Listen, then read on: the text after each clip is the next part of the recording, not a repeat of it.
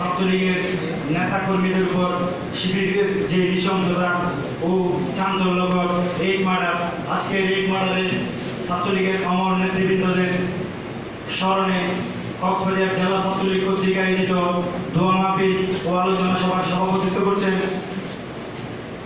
বাংলাদেশ ছাত্রলীগ কক্সবাজার জেলা শাখার সংগ্রামী সভাপতি, এই অঞ্চলের মাটি ও মানুষের প্রিয় নেতা ছাত্রনেতা ইশতিয়াক আহমেদ জয়।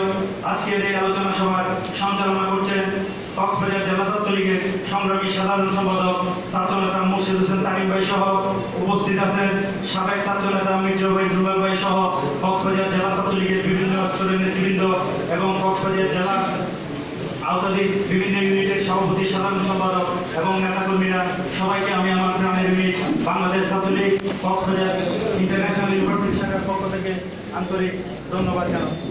আপনারা জানেন, আজ থেকে দীর্ঘ 17 বছর আগে 2000 সালে চট্টগ্রামের ভলদারহাটে শিবির কর্তৃক ছাত্রলীগের নেতাকর্মীদের উপর যে নৃশংস হত্যাযজ্ঞ চালানো হয়েছিল এবং ছাত্রলীগের 6 জন নেতাকর্মী, একজন মাইক্রো ট্রাক চালক এবং একজন রিক্সা চালক সহ 8 জনকে যে নির্মমভাবে হত্যা করা হয়েছিল এবং হত্যা পরবর্তী রক্ত নিয়ে যে হোলিকা মেরেছিল শিবির, আজকে সারা বাংলার মানুষকে জানানোর সময় এসেছে জামাত শিবিরের যে নৃশংসতা এই বাংলার মাটিতে, জামাত শিবিরের যে পৈশাচিকতা এই বাংলার মাটিতে, এই জিনিসগুলো বাংলার ছাত্র সমাজকে জানানোর প্রয়োজন।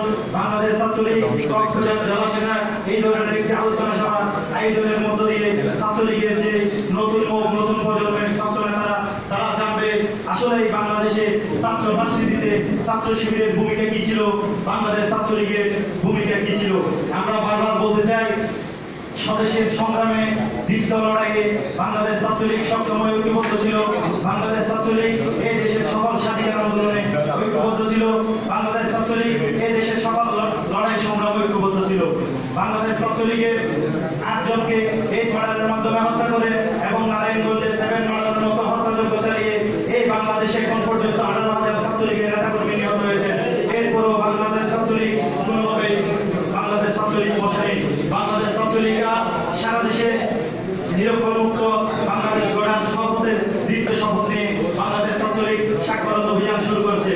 বাংলাদেশ ছাত্রলীগ সারা দেশে ঘোষণা দিয়েছে, যারা মাদকাসক্ত তারা ছাত্রলীগ করতে পারবে না, যারা বিবাহিত তারা ছাত্রলীগ থেকে নিজ নিজ সম্মানে আপনারা পদত্যাগ করুন। আমি আজকের এই আলোচনা সভা থেকে বলতে চাই, বাংলাদেশ ছাত্রলীগ কক্সবাজার জেলা শাখা এবং আওতাধীন কোন ইউনিটে যদি আপনারা কেউ বিবাহিত থেকে থাকেন, আপনারা নিজ সম্মানে আপনারা ছাত্রলীগ থেকে পদত্যাগ করে আপনাদের পদগুলো শূন্য করে দিন। এই পদগুলোতে ছাত্রলীগের অনেক ত্যাগী নেতাকর্মীরা স্থান পেলে বাংলাদেশ ছাত্রলীগ জননেত্রী শেখ হাসিনা তথা বঙ্গবন্ধুর আদর্শের এই সংগঠনকে অনেক দূরে এগিয়ে নিয়ে যেতে পারবে। আজকের এই আলোচনা